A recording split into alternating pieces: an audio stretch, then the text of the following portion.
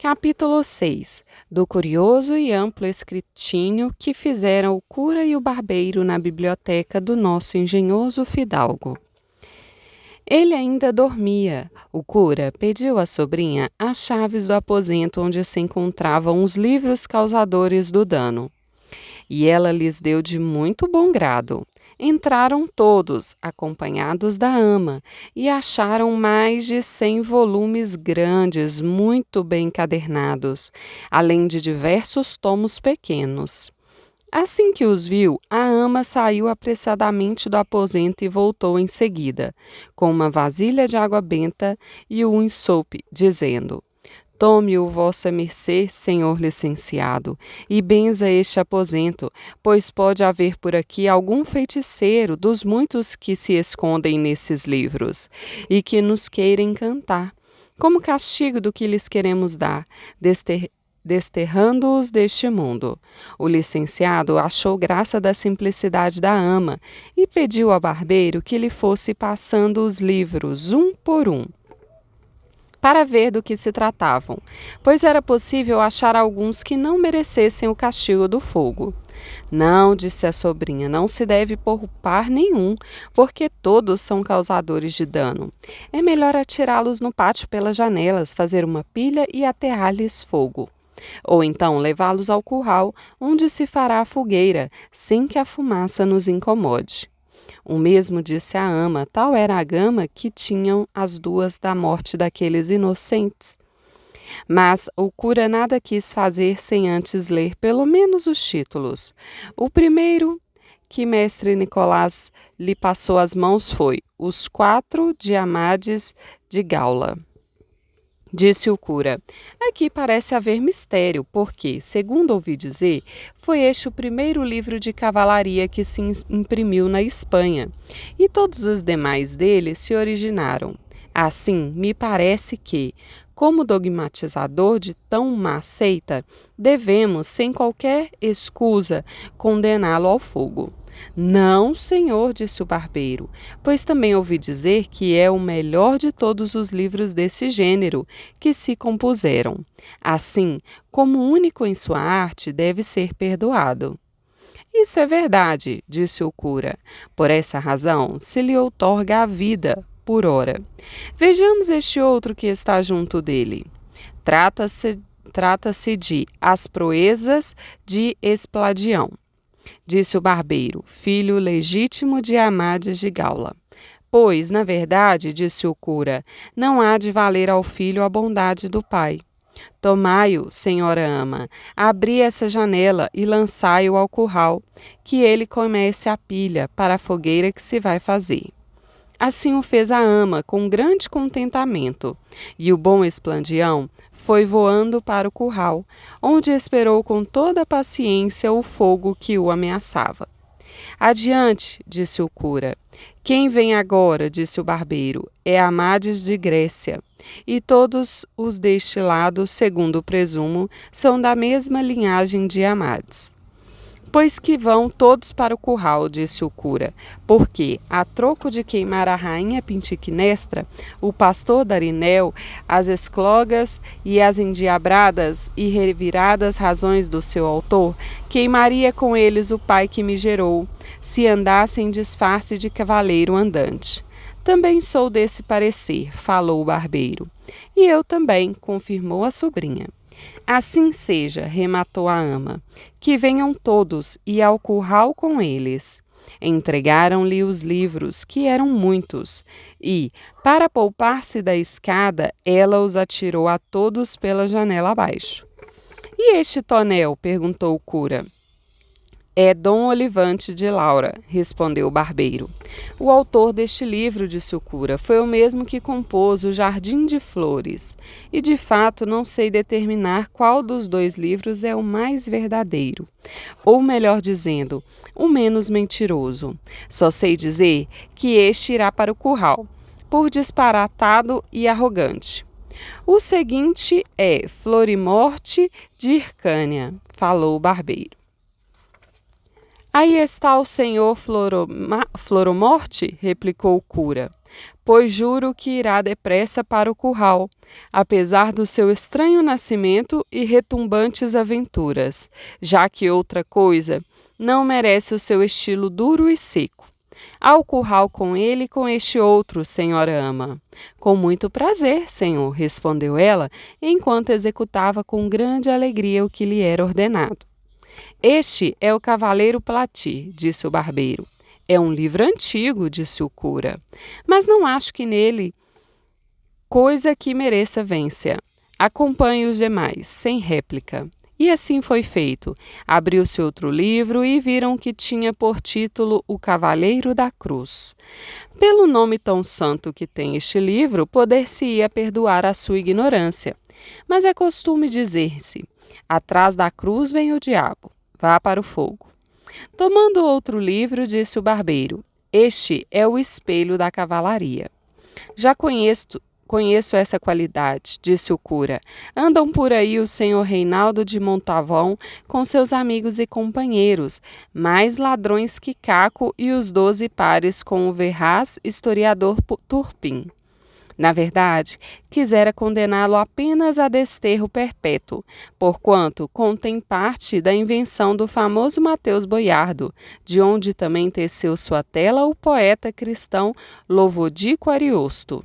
E este, se o encontro aqui em qualquer outra língua que não a sua, não lhe guardarei respeito algum. Mas, se fala em seu idioma, o porei sobre minha cabeça.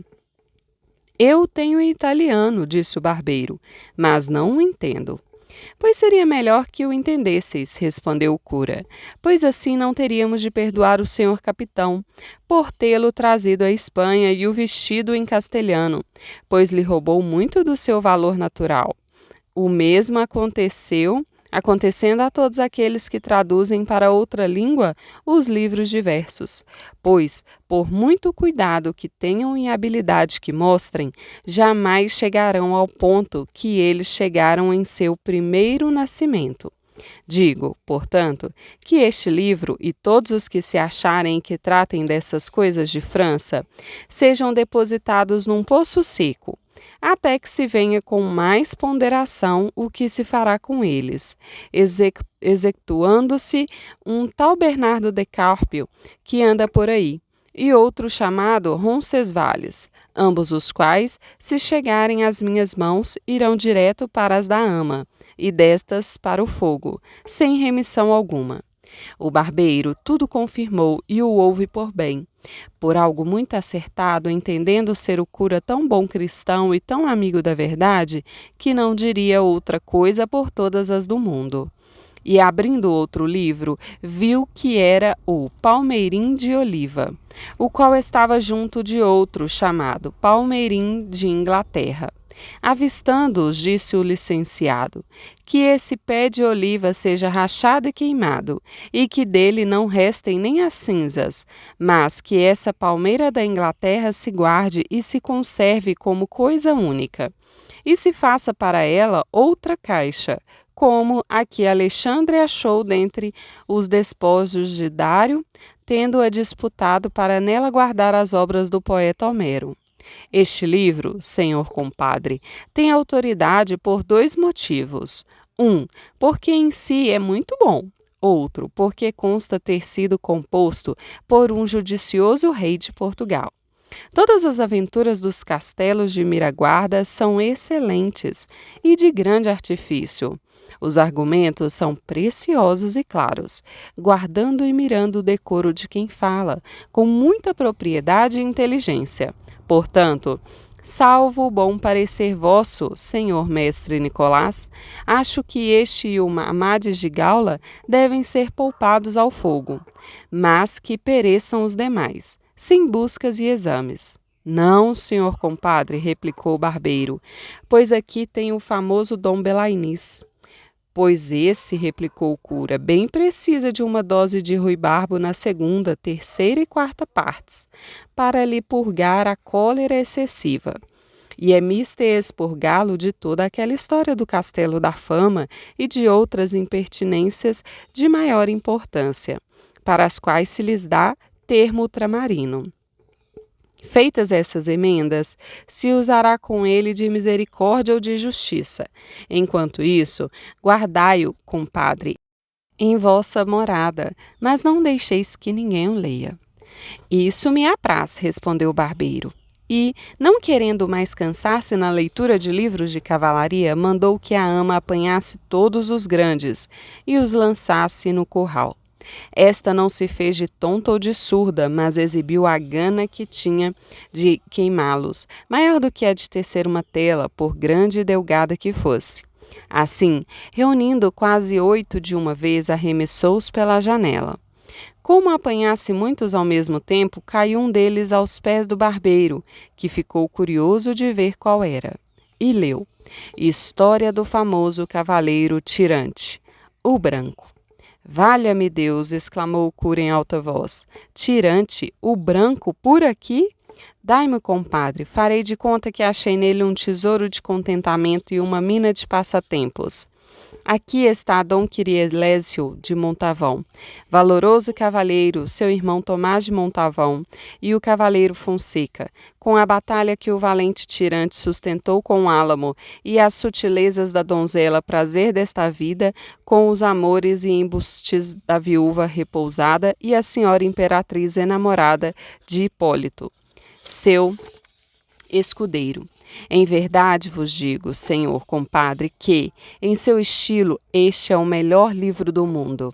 Aqui os cavaleiros comem, dormem e morrem em suas camas, fazem testamento antes de morrer, além de outras coisas de que carecem todos os demais livros desse gênero.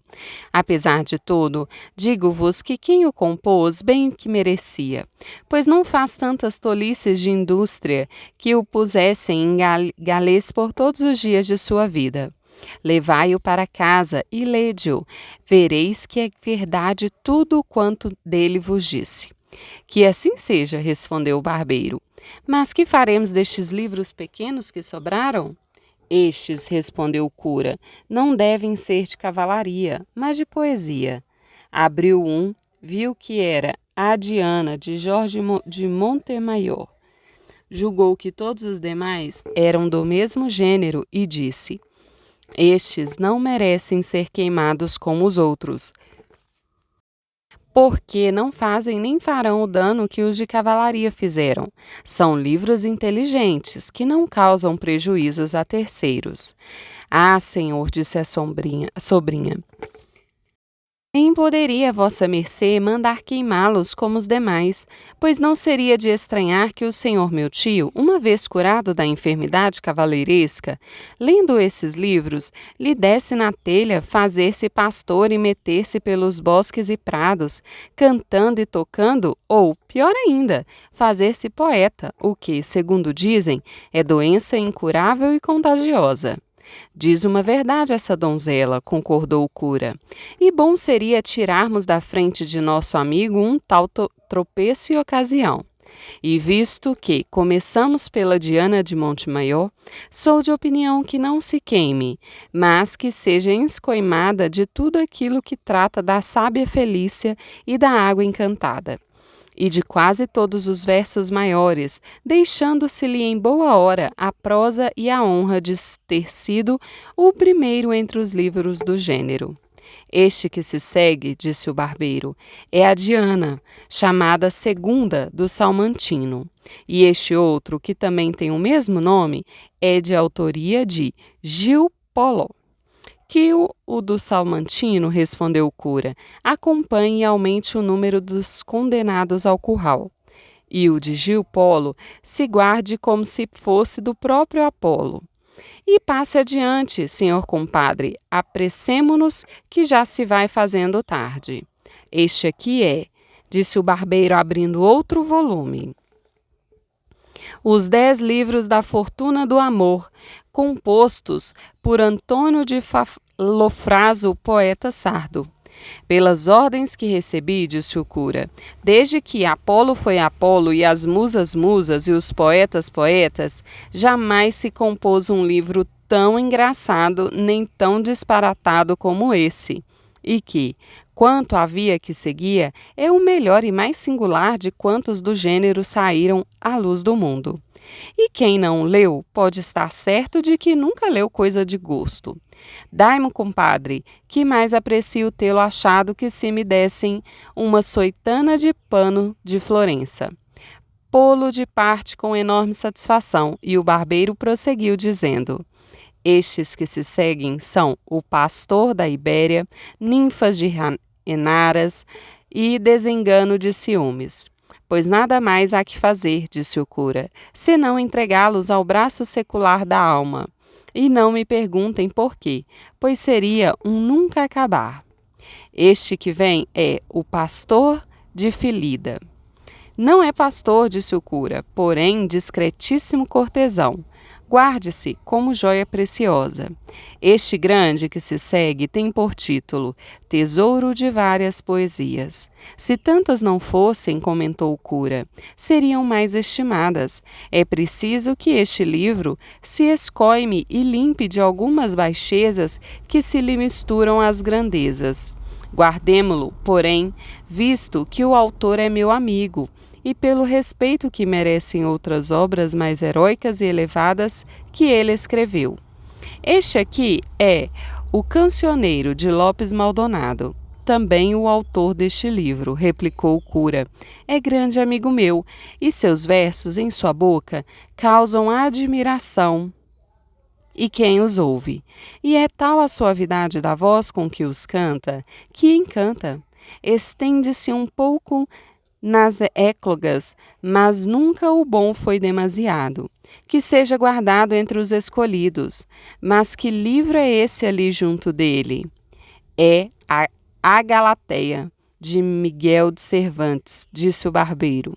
Há muitos anos que esse Cervantes é grande amigo meu, e sei que é mais versado em desditas que em versos.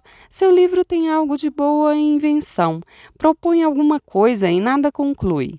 Há que se esperar a segunda parte, que promete. Quiçá, com a emenda, alcançará de todo a misericórdia que ora se lhe nega. E, enquanto isso não ocorre, guardai-o recluso na vossa morada. Farei isso com prazer, respondeu o barbeiro. E aqui vêm mais 3, todos juntos. Araucana, de Dom Alonso de Ercila, Austríada, de Juan Rufo, Jurado de Córdova, e o Monserrato, de Cristóbal de Virués, poeta valenciano. Esses 3 livros, disse o cura, são os melhores que se escreveram em verso heróico na língua castelhana e podem competir com os mais famosos da Itália. Vamos guardá-los como as mais ricas prendas poéticas que há na Espanha. Cansou-se o cura de ver mais livros, e assim quis, a carga cerrada, que se queimassem os demais. Mas já o barbeiro tinha aberto outro, que se chamava As Lágrimas de Angélica. Tê-las ia eu chorado, disse o cura ao escutar o nome. Se tivesse mandado queimar esse livro, porque seu autor foi um dos mais célebres poetas, não só da Espanha, mas do mundo, e se mostrou felicíssimo na tradução de algumas fábulas de Ovídio.